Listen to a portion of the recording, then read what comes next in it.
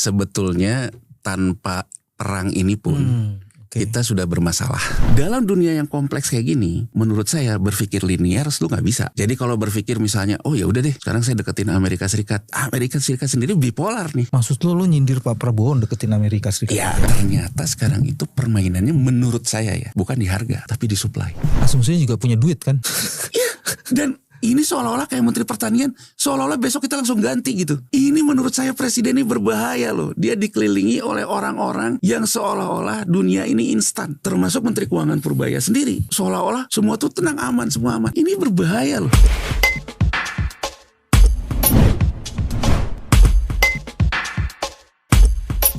Bismillahirrahmanirrahim. Assalamualaikum warahmatullahi wabarakatuh. Teman-teman, jumpa lagi di channel ini. Channel yang ingin terus-menerus menegakkan kewarasan.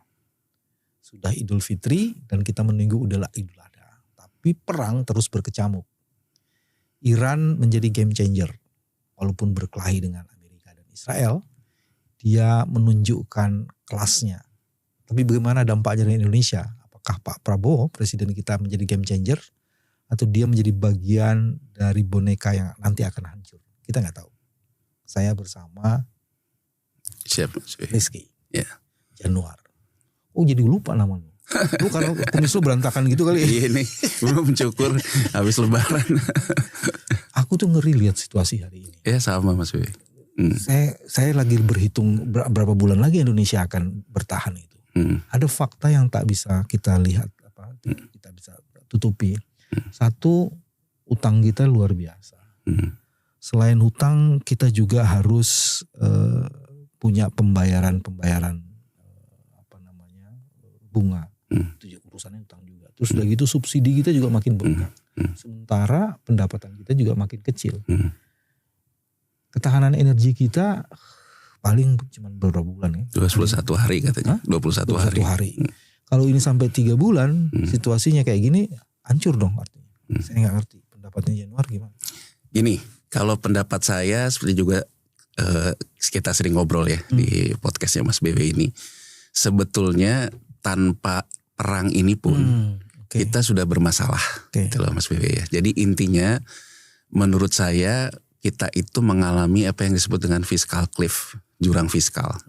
Jadi jurang fiskal ini terjadi di saat defisitnya membesar. Ya, defisit membesar itu kan ada dua persoalan. Bisa karena belanjanya yang naik, pendapatan cenderung stagnan, kan defisit juga. Turun ya. Bisa juga diakibatkan oleh penerimaan yang turun, belanja sebetulnya stagnan, itu juga defisit. Bisa diakibatkan penerimaannya turun, belanjanya naik, gila-gilaan lah gitu ya. Nah, kalau kita lihat Mas BW gitu ya, sebetulnya kita mau fair saja ya, bahwa sejak kita era reformasi, sebetulnya kita punya perilaku yang cenderung meremehkan defisit. Gitu ya. Gitu ya. Jadi kita bisa lihat gini. Saya mau kasih gambaran cepat aja. Ketika setelah pemulihan krisis moneter tahun 2002, Mas Wewe ya. Kemudian 2004 SBY JK.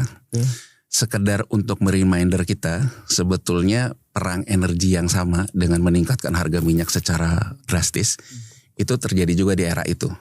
Ya, di era tahun 2002 sampai 2005. Jadi kalau kita ingat di 2004, SBY JK ketika pertama kali memerintah itu punya persoalan kenaikan harga minyak yang besar, punya persoalan juga terkait dengan tsunami Aceh. Oh iya, betul. Gitu ya. Betul, jadi artinya, cuman pada waktu itu kondisi dunia belum seperti sekarang lah. Jadi artinya kondisi likuiditas kita juga masih oke dan sebagainya. Nah kemudian Mas BW di tahun 2005 itu gitu ya, terjadilah kompromi lah. Kalau waktu itu perang dagang antara Amerika Serikat dengan Cina ini dilakukan lewat instrumen moneter. Jadi bukan presidennya. Jadi yang berkonflik itu Gubernur Bank Sentral Amerika Serikat Alan Greenspan dengan Gubernur Bank Sentral Cina yang namanya Zhu Zichuan. Di situ juga terjadi polarisasi seperti sekarang. Jadi ada beberapa negara misalnya Fukui dari Bank Sentral Jepang, dia cenderung mengalyun ya antara cuman kan Jepang ini punya hambatan historis memang dengan Cina. Tapi Fukui mengayun misalnya dengan membuat aliansi dengan Bank Sentral Korea dan sebagainya ya. Nah itu terjadi di situ polarisasi, tapi antar bank sentral. Nah intinya harga minyak ini meningkatkan inflasi. Nah begitu meningkatkan inflasi, Cinanya kena sama inflasi harga minyak. Pada akhirnya Cina berkompromi lah, karena pada waktu itu Amerika Serikat itu intinya defisit neraca dagang boleh-boleh aja, tapi jangan defisit neraca pembayaran. Oh, oke. Nah pada waktu itu Alan Greenspan mengatakan Cina itu memanipulasi mata uang.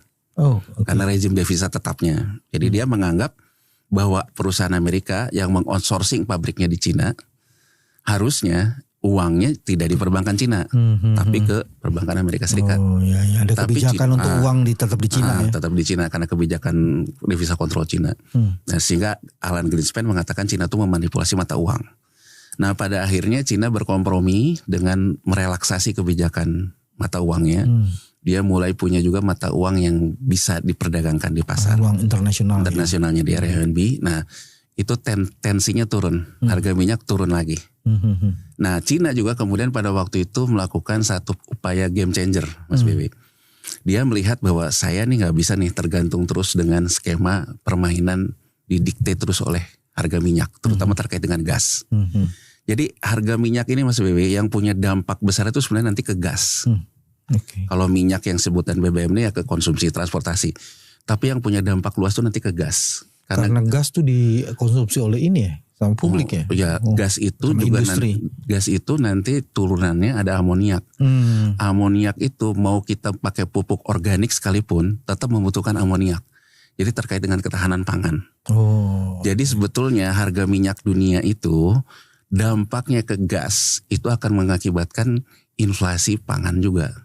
Di situ. Nah, di situ letaknya. Jadi ini juga cara perspektif kita ngelihat posisi hari ini terhadap gas ini.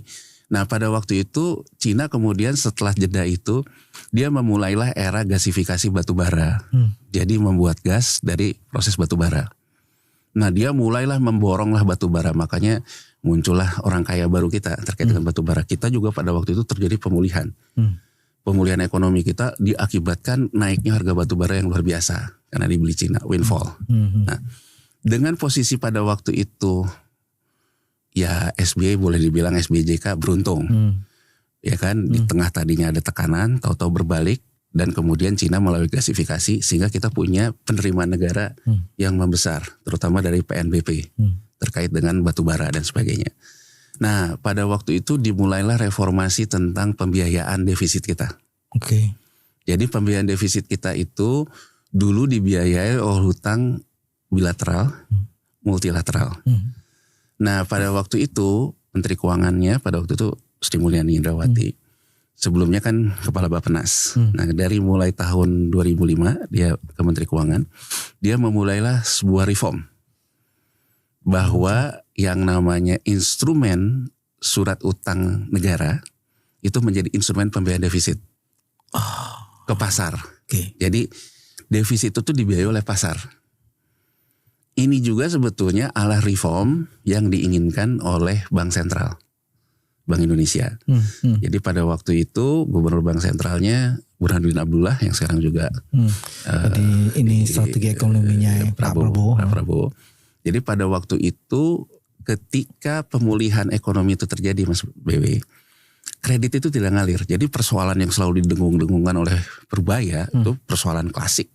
Dulu juga terjadi. Ketika ekonomi sudah pulih, inflasi mulai turun, SBI suku bunga Bank Indonesia bisa diturunkan, tapi kredit tidak terungkit. Nah dulu kemudian Bank Sentral mengatakan Bank Indonesia ini karena bank nyimpen di SBI.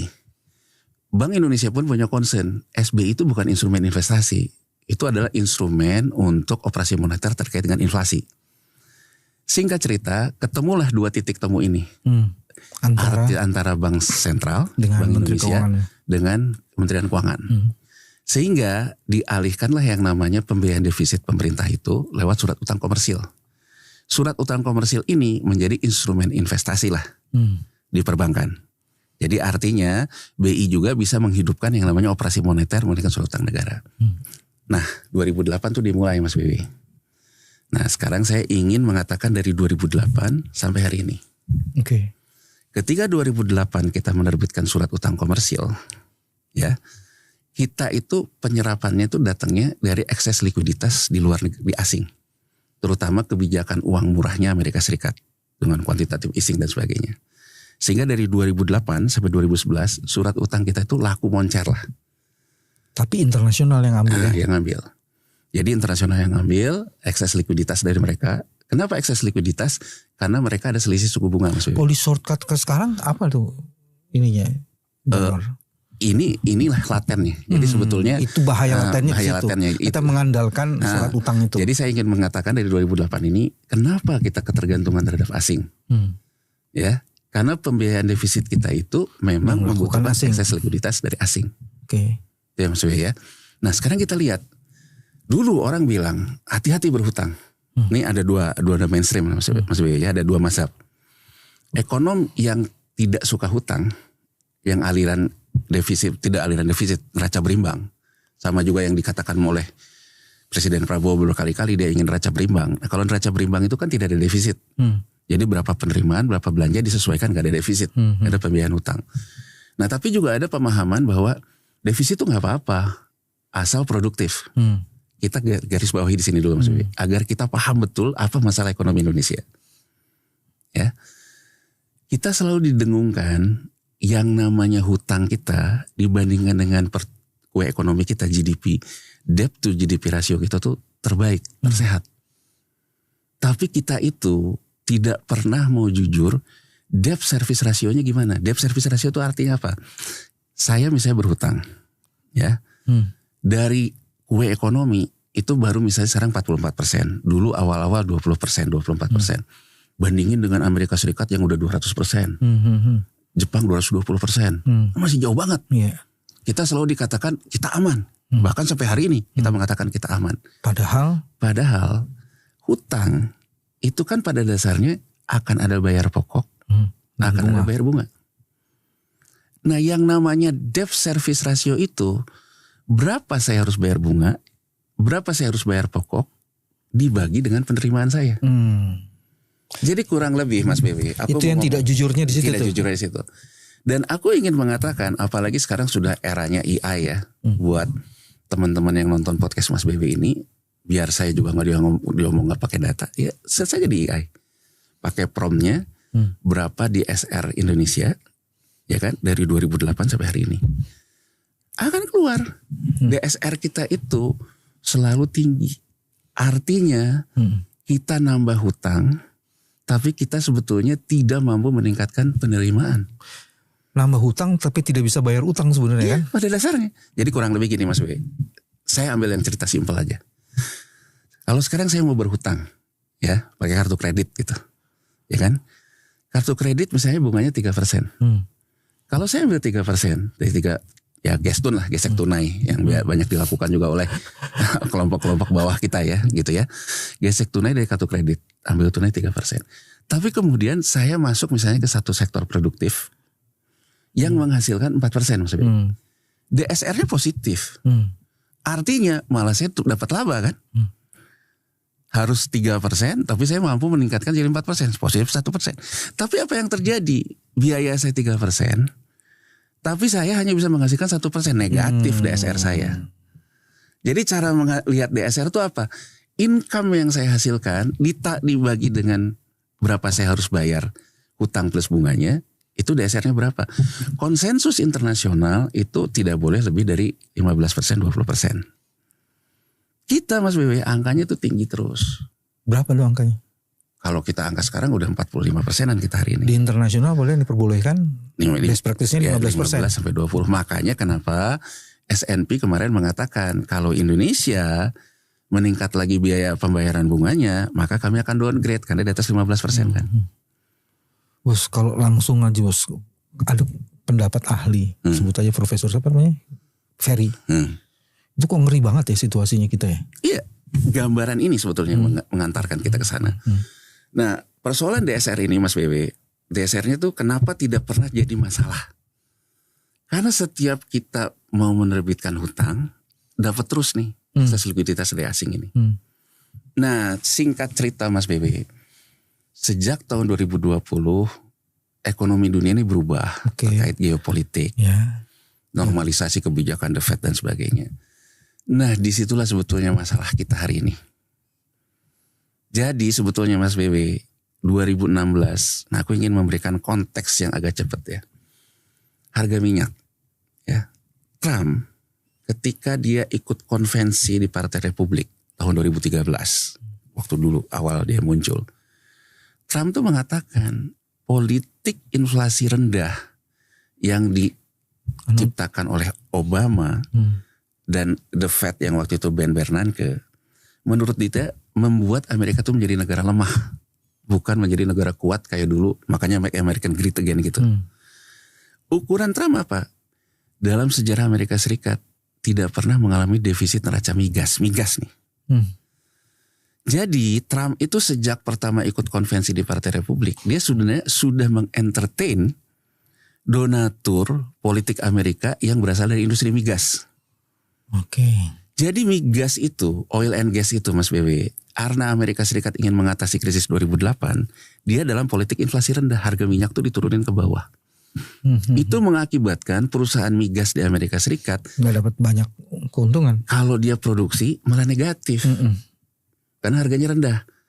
Harga rendah ini karena pemerintahan Obama memberikan insentif ke yang namanya shale gas, Mas Wewe. Shale gas itu dari pecahan, ya ada teknologinya lah. Itu yang mengakibatkan harga gas itu jadi turun. Nah, harga gas fosil ini menjadi kalah lah. Dan Trump dari awal dia itu nyinyir terhadap kebijakan energi alternatif, termasuk terhadap green energy. Karena menurut Obama ini yang mengakibatkan Amerika jadi lemah karena defisit neraca migas. Oke. Jadi aku ingin menggambarkan kalau sekarang Trump bermain-main dengan isu yang tujuannya itu untuk menaikkan harga minyak, menurut saya itu memang mind mapnya dia. Mind mapnya dia. Mind mapnya dia dan mind mapnya dia dengan para donatur politiknya. Industri migas. Poin penting yang harus kita lihat, begitu Trump memerintah pertama 2016, ini dicoba Mas BB. Harga minyak itu dicoba naik lagi ke atas.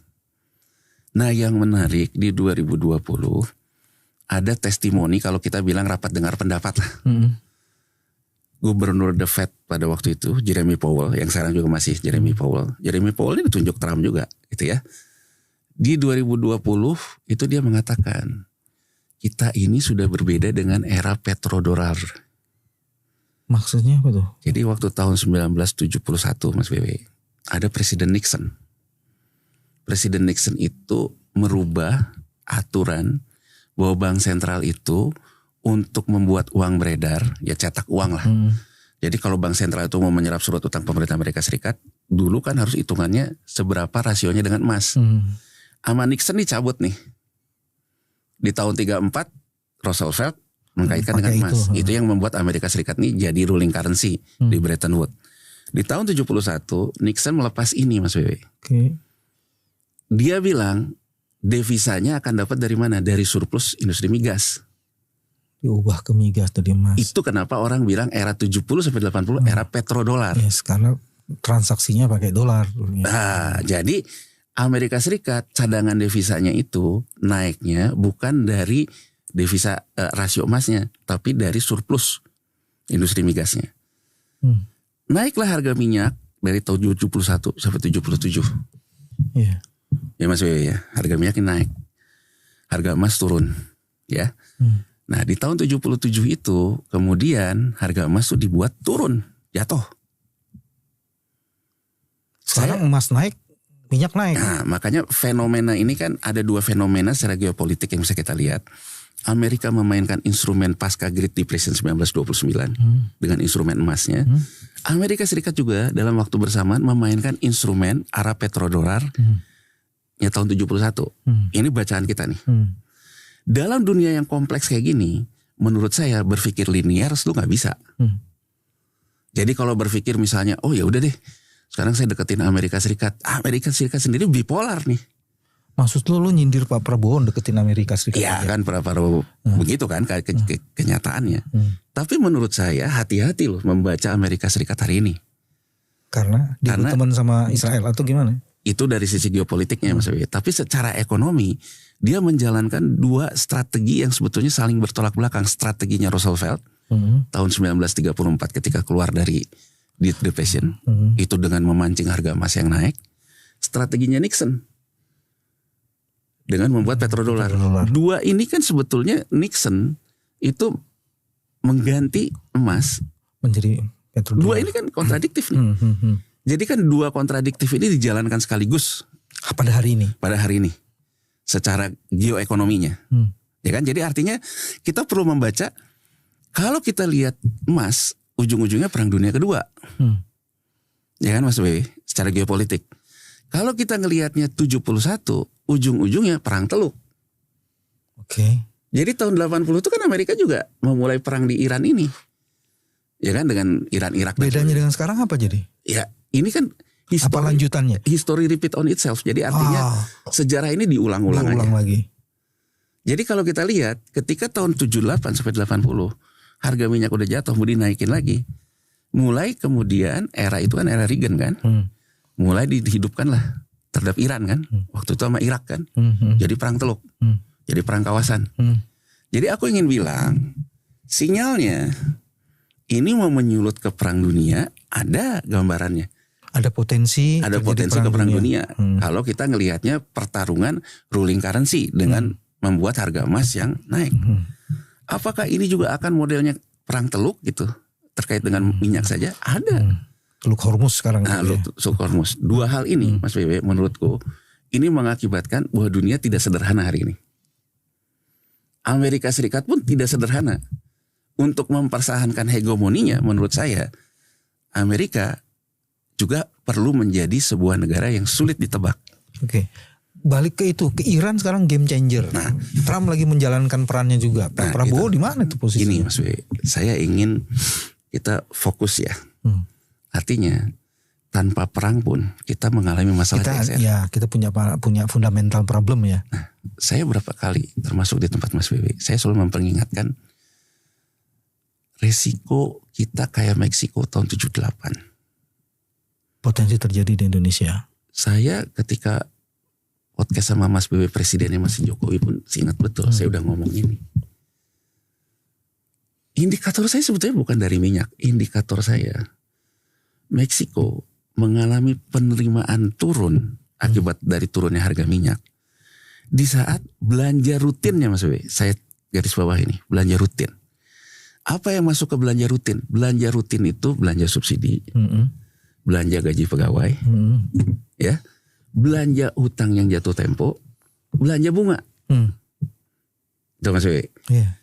Saya bilang waktu presidennya masih Jokowi pun saya bilang, Indonesia 2025 sampai 2027 akan ada tambahan belanja rutin yang besar dari hutang jatuh tempo yang besar.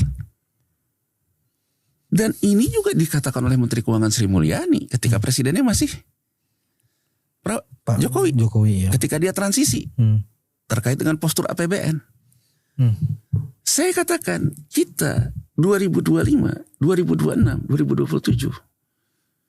Kalau di 2024 Mas Bebe, hutang jatuh temponya 400 T-an. 2025, 2026, 2027 rata-rata 850 T hutang jatuh tempo. Itu udah masuk ke belanja rutin. Menggerus belanja rutin ya. Nah kemudian saya juga mengatakan biaya bunga 550 T. Jadi Mas BW, kita akan masuk ke dalam postur di 2025, 2026, 2027 untuk urusan hutang saja 550 plus 850 bunga plus hutang jatuh tempo. Itu udah 50% lebih. 50%. Jadi DSR kita memburuk. Kenapa? Karena ada peningkatan belanja rutin. Nah menurut saya yang juga saya utarakan dan saya udah mengatakan ini dari 2023 Mas Bebe. Bahkan ketika debat antara tim sukses Capres di salah satu TV saya tanyakan ketiga-tiganya ke 01, 02, 03. Saya bilang kita ini punya tekanan daya beli ini yang selalu disanggah sampai hari ini. Termasuk oleh Menteri Keuangan Purbaya ya, yang dia bilang saya ke Tanah Abang, oke, tapi kan Anda nggak bicara omset. Ya kalau bicara rame mas sekarang juga rame mas. Tapi apakah omsetnya naik apa turun kan gitu kan. Jadi omset pembelian turun. Ya. Dan artinya saya ngeliat, daya beli rendah. Nah saya ngelihatnya gini Mas Wewe. Di 2023 itu ya fenomena makan tabungan itu sudah terjadi. Yang disebut dengan mantap. Nah sekarang. Ya, di 2023 juga fenomena maut tuh juga terjadi makan utang. Apa indikatornya? Makan tabungan. Itu yang untuk uang orang yang punya uang 100 juta ke bawah. Yang jumlahnya 99%. Itu saldonya itu udah berturun. Berarti kan makan tabungan terjadi. Makan utang yang namanya kredit macet NPL-nya pinjol. Dan NPL pinjol nih di 2023 naik. Jadi saya mengatakan Indonesia punya masalah loh. Terkait dengan daya belinya. Kalau daya belinya punya masalah, maka penerimaan negara kita juga bermasalah. Kenapa Mas Bewi? Daya beli itu akan meningkatkan namanya pajak pertambahan nilai PPN karena konsumsi. Kalau orang sudah makan tabungan berarti dia sudah mulai tidak bekerja. PPh-nya pun turun. Ya. Jadi saya bilang ini posturnya Indonesia akan mengalami tekanan penerimaan negara loh. Diakibatkan persoalan struktural ekonominya. Bisa nggak saya simpulin persoalan struktural ekonomi, penerimaan keuangan negara turun, ditambah dengan harga minyak naik, ini jadi double pressure gitu ya? Kita sampai ke titik ini dulu Mas Wei, bahwa pressernya sebetulnya, ya pressernya, Indonesia mengalami pressure penerimaan negaranya turun, belanjanya naik. Nah sekarang apa konteks perang ini? Nih Mas BB, perangnya nih. Konteks perangnya di mana? Saya ditanya oleh beberapa orang, ya. Saya jawab gini, perang ini ya yang meningkatkan harga minyak, ini akan menambah tekanan ke yang namanya belanja subsidi yang naik. Kedua Mas Bebe, ya saya ingin mengatakan kalau sekarang semua orang ngomong, ya misalnya Menteri Keuangan Purbaya ngomong tentang harga minyak rata-ratanya berapa, gitu ya masih sesuai rata-rata.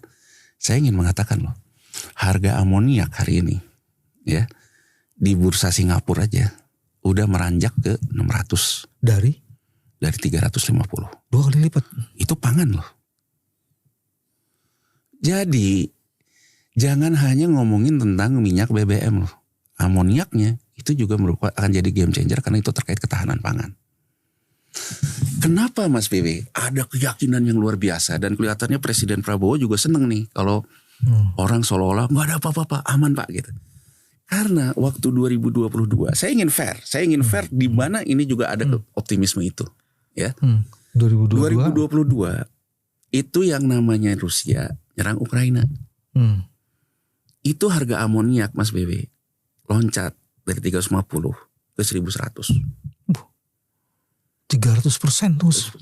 Jadi produksi amoniak kita diberikan kuota ekspor. Terlepas pada waktu itu ada debat. Loh, kan harusnya kalau dalam negeri masih butuh nggak boleh ekspor. Ya kita tahu lah ya. Korupsi di situ kan luar biasa ya. Jadi bayangin Mas B, kita hanya memenuhi untuk pupuk subsidi saja, amoniak untuk subsidi. Sisa amoniak itu kita ekspor. Di India kita bisa terima 1100 FOB. FOB itu benar-benar kita terima ambil 1100. Kan harganya lagi tinggi jadi ambil semua ya. Ini yang disebut dengan windfall.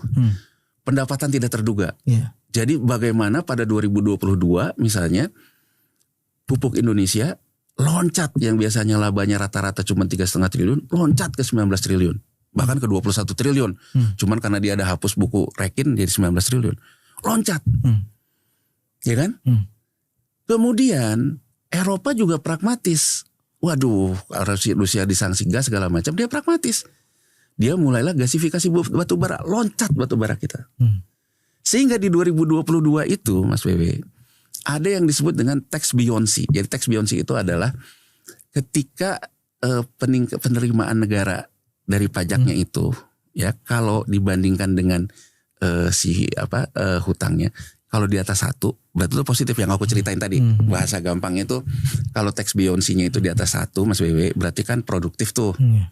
Nah di 2022 itu terjadi itu. Jadi kita tuh seolah-olah merasa bahwa ekonomi kita baik-baik saja. Karena kita punya tax buoyancy. Tapi kita lupa pada waktu itu punya yang namanya windfall tak terduga. Begitu di 2023 Mas Wewe, ekonomi kembali normal. Amoniak India udah front loading di kita, nggak beli lagi, turun lagi harganya. Batu bara juga turun lagi. Ditambah Cina juga perlambatan ekonomi. Nggak beli banyak batu bara. Nah, tax buoyancy kita turun. Sekarang dihajar dengan harga minyak yang naik. Sebelum kenaikan harga minyak ini aja, tax beyond kita tuh udah di bawah 1 Mas Bebe. Jadi artinya kita punya masalah terhadap fiskal. Kalau masalahnya kayak gini, artinya mau gak mau itu terkait dengan belanja. Nah ini pendapat yang banyak yang kemudian kata Purbaya belajar lagi ekonomi itu ya. Saya ingin fair aja bahwa dalam kondisi kayak gini ya, kalau sekarang kita mau melihatnya dari sudut pandang yang aman, artinya kan belanjanya yang dikurangin. Iya. Penerimaan kurang, fiskal menurun, mestinya belanja dikurangi. Tapi kan ini ada keyakinan, tenang aja, debt to GDP rasio kita aman. Iya. Tapi debt service ratio kita nggak aman. Tax beyond kita juga negatif di bawah. Nah jadi Mas BW, aku ingin mengingatkan yang terjadi di Meksiko. Meksiko itu debt to GDP rasionya 31%, kita mah 44%, lebih bagus dia. Ada masalah di Meksiko ketika 31%. Meksiko kemudian diganggu dengan harga minyak jatuh kan. Mengakibatkan dia gagal bayar. Pertama gagal bayar bunga, kedua gagal bayar pokok.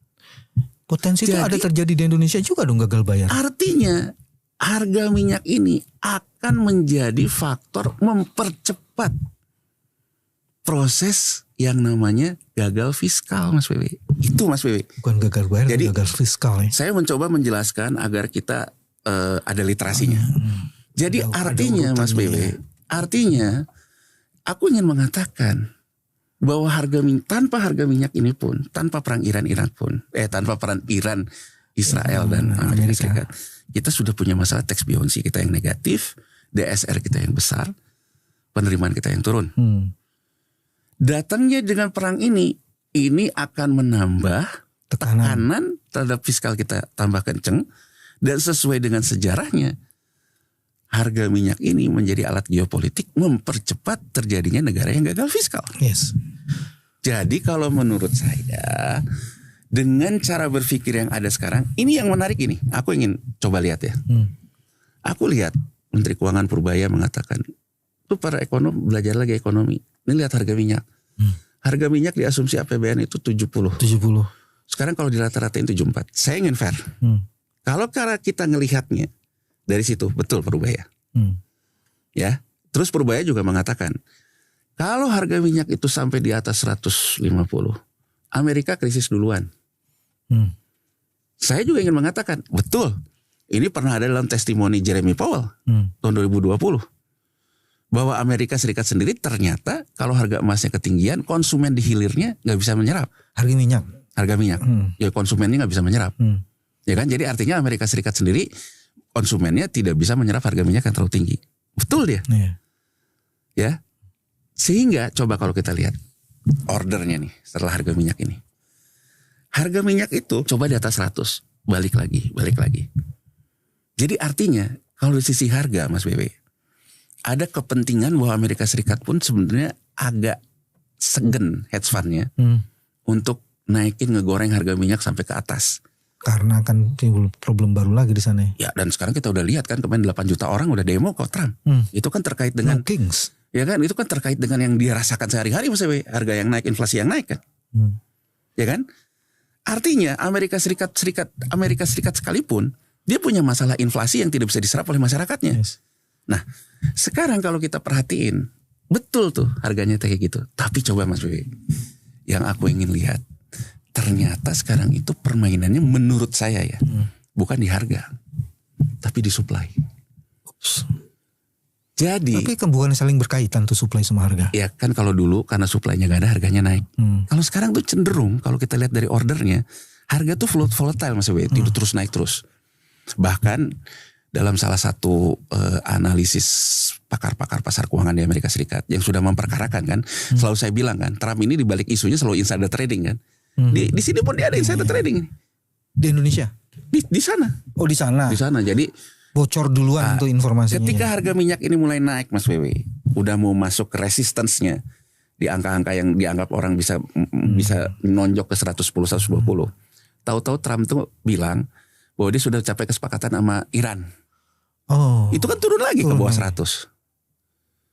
Tapi ketika ordernya itu di atas ini, itu udah ada yang langsung melakukan jual di atas rata-rata. Artinya terlepas dari soal harga minyaknya, transaksi di pasar keuangannya udah berapa untungnya nih. Salah satu kan yang dikemukakan oleh di Amerika tuh, yang salah satu order nih anaknya Trump nih.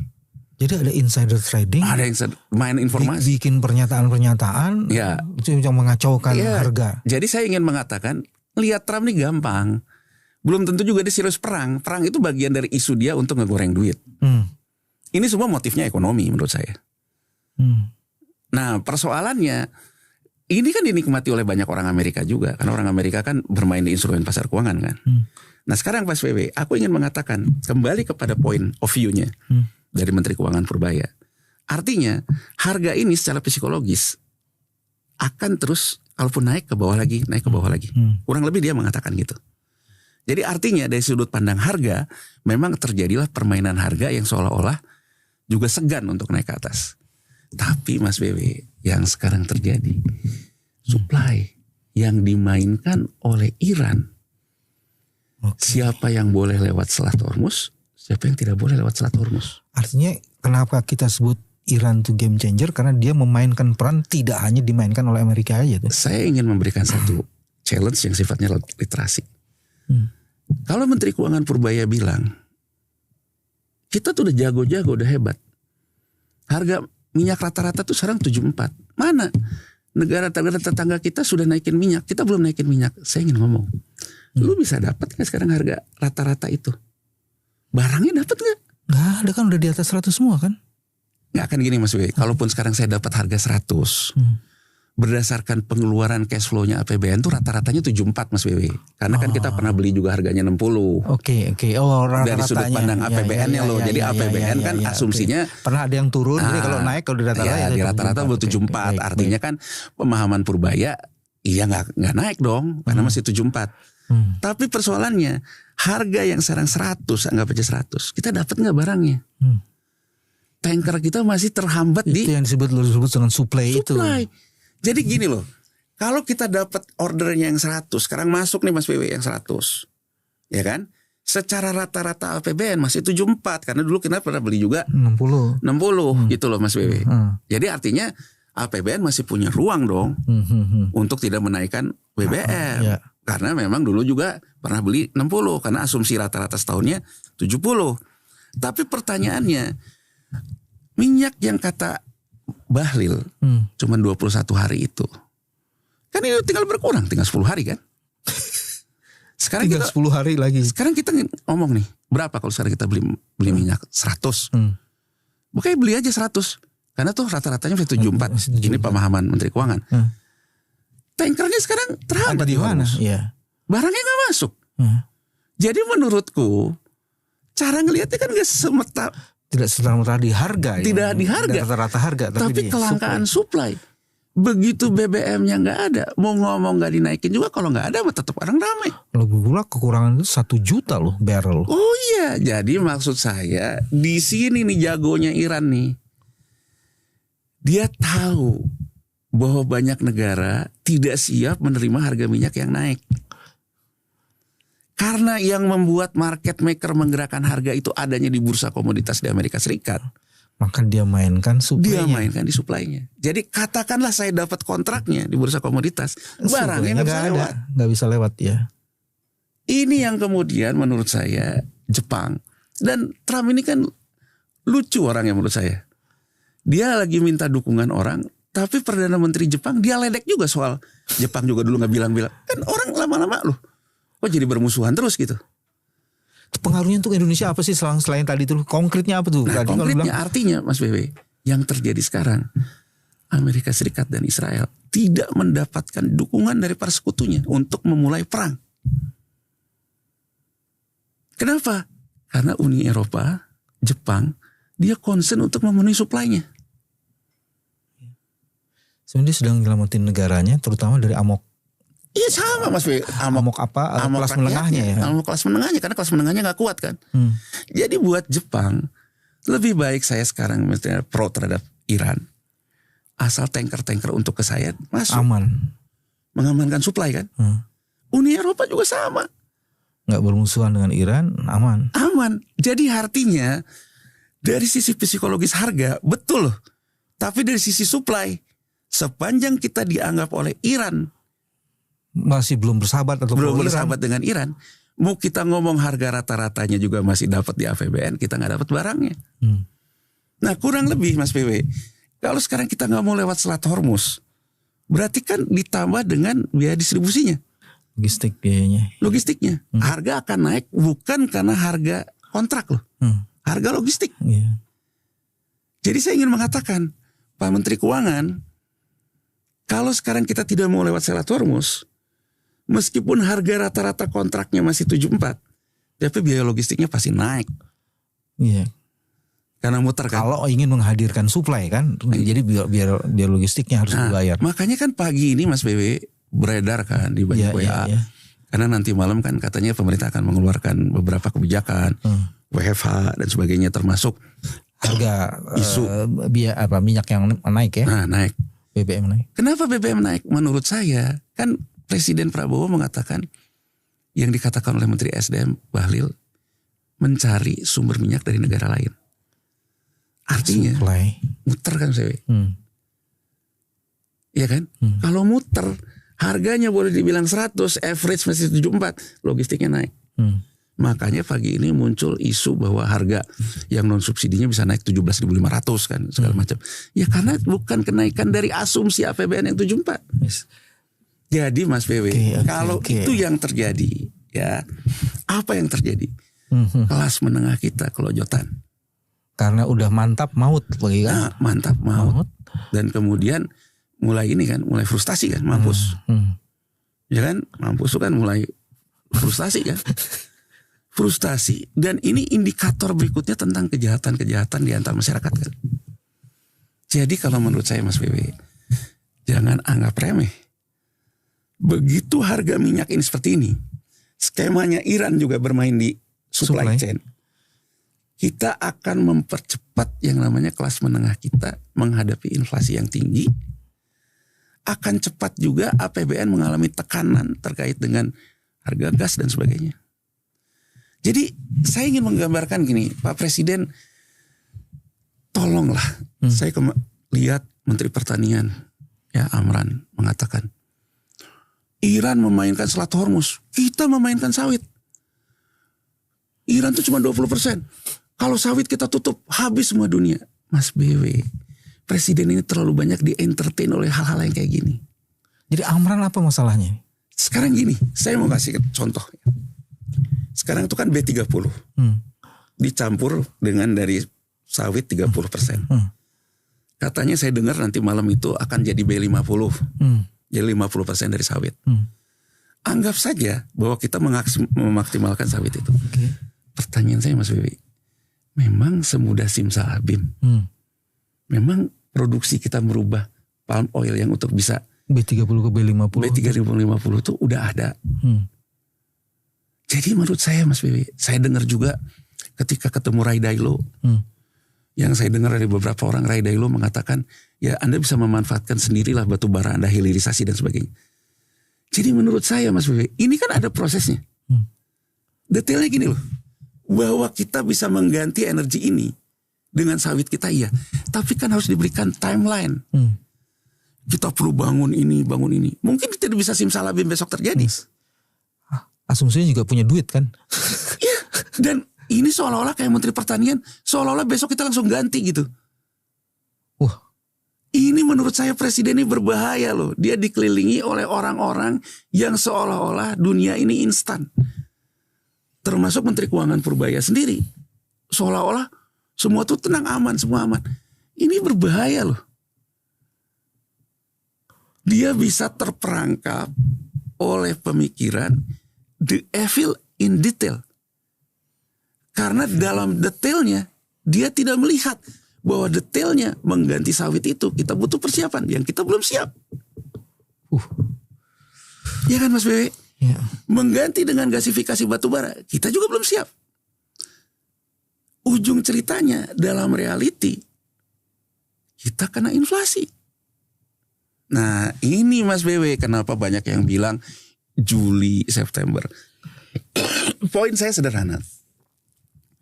Begitu kita gagal fiskal itu bisa diakibatkan kita gagal bayar bunga utang Mas Bewe. bisa diakibatkan gagal bayar bunga pokok utang jatuh tempo, bisa diakibatkan gagal bayar MBG. MBG kan tagihannya tinggi terus tuh. Iya. Jadi gagal fiskal terus gagal bayar transfer keuangan daerah itu juga gagal fiskal. Jadi ada yang namanya di fiskal itu yang memang tidak mampu dibayar. Begitu itu terjadi Mas Wewe, sekarang kita ngomong nih. Kalau terkaitnya dengan surat utang, ya, sentimen akan terjadi di pasar surat utang.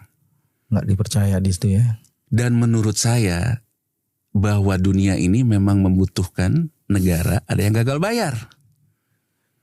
Ya Mas Wewe, agar ada isu besar yang merembet ke negara lain. Ya kan? Nah makanya orang nanya ke saya, harga emas kemarin turun, iya. Tapi harga emas tetap ditahan di 4.500 US dollar. Kenapa? Karena bank sentral masih tetap pegang emas. Dan rata-rata harga perolehan bank sentral itu di segituan. Harga emas akan terkoreksi jauh di bawah 4.500 digantikan petrodolar misalnya seperti dulu. Hanya akan terjadi Mas Wewe ketika ada satu negara mengalami krisis pasar surat utangnya akibat gagal fiskal, entah itu gagal bayar bunga, gagal bayar pokok, gagal fiskal, ini merembet ke negara lain. Negara lain kemudian menguangkanlah cadangan devisa emasnya untuk mencegah gagal bayar itu merembet ke negara dia. Emas akan turun. Ya kan Mas Wewe? Nah, artinya kalau sekarang dunia ini ingin mengalami equilibrium baru ini menurunkan yang namanya safe haven ke bawah agar ke produksi lagi. Apa? Harus ada negara yang gagal. Dan kita tidak mau Indonesia menjadi negara yang gagal. Saya nggak mau. Dan saya hanya ingin mengingatkan, kita ngomong di tahun 77, 78, ngomongin Amerika Serikat yang masalah surat utang. Gagalnya di Meksiko. Jadi saya ingin mengatakan, Pak Presiden, dunia ini sekarang tidak linier. Ini cara pandang yang menurut saya. Kelihatannya Presiden tuh meyakini, karena dikelilingi kelihatannya oleh orang-orang yang juga mengatakan kepada dia, Pak gak usah takut terhadap defisit. Amerika Serikat aja diturunkan ratingnya oleh lembaga rating, tetap aja tuh dia bisa cetak uang. Mas BW, aku ingin memberikan satu gambaran yang mudah-mudahan sederhana ya. Jadi Amerika Serikat itu juga diturunkan ratingnya karena ada unscheduled shutdown. Unscheduled shutdown dia itu berarti dia nggak bisa bayar gaji Mas BW. Dia government shutdown itu. Jadi government shutdown yang beberapa kali terjadi berarti nggak bisa bayar gaji. Tapi kenapa Amerika kemudian pulih lagi? Karena surat utangnya bisa cetak uang. Gini loh Mas BW. Jadi kelihatannya Pak Presiden ini diberikan satu simplifikasi oleh banyak orang yang pro terhadap teori ini. Pak Presiden, kalaupun kita defisit, walaupun rating kita diturunkan oleh lembaga rating, tapi kalau dibeli, sebetulnya kita nggak ada apa-apa. Nah kurang lebih, Presiden ini sebetulnya mencobalah negara-negara yang memang bisa punya aliran devisa bebas. Kayak Jepang dan Amerika Serikat. Dengan keyakinan apa? Keyakinan meskipun misalnya besok rating diturunin segala macam, hedge fund di Amerika Serikat dan juga perbankan di Jepang akan beli tuh. Artinya selamatlah kita. Karena defisitnya akan dibiayain. Tapi menurut saya Mas BW, baca dong komanya dari para lembaga rating. Lembaga rating mengatakan kalau Indonesia naik DSR dari bunganya, ini S&P mengatakan itu, maka Indonesia pasti akan downgrade. Artinya apa? Harga yang harus kita bayar pelemahan nilai tukar loh. Jadi artinya Mas BW, katakan kita bisa mendapatkan defisit, hedge fund Amerika Serikat ngambil, anggap saja begitu. Perbankan Jepang akan ngambil, tapi DSR bunga kita naik, penerimaan pajak kita turun. Harga yang harus kita bayar apa? Pelemahan nilai tukar. Kalau pelemahan nilai tukar, ini yang dikatakan oleh banyak ekonom, kalau pelemahan nilai tukar, tekanan inflasi ke kelas menengah kita. Kena lagi, amok lagi di situ. Jadi menurut saya, kita katakan saja berhasil mengatasi mitigasi itu, tapi social unrest tidak bisa kita atasin karena kelas menengah yang tertekan. Jadi saya ingin mengatakan Pak Presiden, Anda menjamin bahwa semua elit kebagian di MBG, ya kan, itu akan mengakibatkan stabilitas politik, tapi kelas menengahnya tertekan. Itu akan secara alamiah mengakibatkan social unrest. Itu baru dari sisi kelas menengah Mas Wewe. Sekarang dari potret birokrasi. Coba bayangin Mas Wewe. Dana desa. Sekarang dipakai untuk KDMP. Mas Wewe. Artinya birokrat desa yang dulu mendapatkan alokasi dana desa digeser nih sekarang. Ini yang menurut presiden direlokasi. Daripada ini juga dikorupsi, pertanyaan saya, emang Koperasi Merah Putih dengan MBG nggak ada korupsinya juga? Iya kan Mas BW? Tapi Mas BW bisa bayangin nggak? Kalau dulu Mas BW yang menikmati dana desa, sekarang saya, karena sekarang saya ketua KDMP, Koperasi Merah Putih. Akan ada gesekan nggak di antara kita berdua? Oke. Amok lagi di situ. Itu akan mengakibatkan yang namanya gesekan politik desa loh. Pemerintah daerah, karena relokasi dilakukan transfer keuangan pusat daerah, berkurang kan? Instrumen dia untuk menjaga sosial politik di daerah juga berkurang kan? Ini juga risiko loh. Jadi menurut saya, ini kita tuh kan take and give. Begitu kita memberikan semua ke satu titik, ada yang dikorbankan. Take and give tambah satu break. Kalau lu nggak kasih lagi, dan itu yang ditakutkan oleh presiden Pak Mas BW. Jadi kenapa dia itu tidak mau mengutak-atik MBG, karena MBG alat politik dia. Begitu MBG dikurangin kan berarti kan ada yang nggak kebagian. Yang kebagian kan pasti akan beralih. Jadi pendekatannya itu memang old school menurut saya. Jadi elit politiknya diatasin, ya kan? Terus yang menguasai pasar keuangan Amerika Serikat dideketin. Sekarang minta bantuan ke Jepang. Sinyal terakhir di Jepang ini kan menurut saya semakin jelas secara politik ya. Era Prabowo Subianto sudah meninggalkan era Joko Widodo. Karena ketika era Joko Widodo sebetulnya Indonesia sangat China kan. Dengan sekarang ke Jepang, ke Amerika Serikat. Sebenarnya sudah meninggalkan itu. Jadi seperti podcast kita terakhir yang diingatkan oleh Bang Faisal almarhum. Bahwa pemicunya keretakan antara Presiden Prabowo dan Presiden Joko Widodo. Sebetulnya bisa dilihat dari situasi sekarang loh. Karena situasi sekarang berarti kan komitmen-komitmen yang pernah dilakukan oleh Presiden Joko Widodo sudah bye-bye saat ini Mas Wei. Dan itu menurut saya sepanjang ada yang dirugikan ya soal waktu kan. Yes. Indonesia soal waktu. Januar menjelaskan dengan sangat detail dan rinci potensi dampaknya sudah di ujung mata. Dan kalau kita tidak siap-siap mengantisipasinya akan ada masalah. Sekarang persoalannya ada di pundaknya Pak Prabowo. Pak Prabowo harus tidak bisa diiming-imingi dengan janji-janji dan pernyataan-pernyataan yang justru membuai dia. Karena kalau tidak, Indonesia akan menerima dampak risiko yang luar biasa. Yanuar Rizky menjelaskan dengan sangat detail. Sampai ketemu lagi. Terima kasih. Ngeri. Assalamualaikum warahmatullahi wabarakatuh.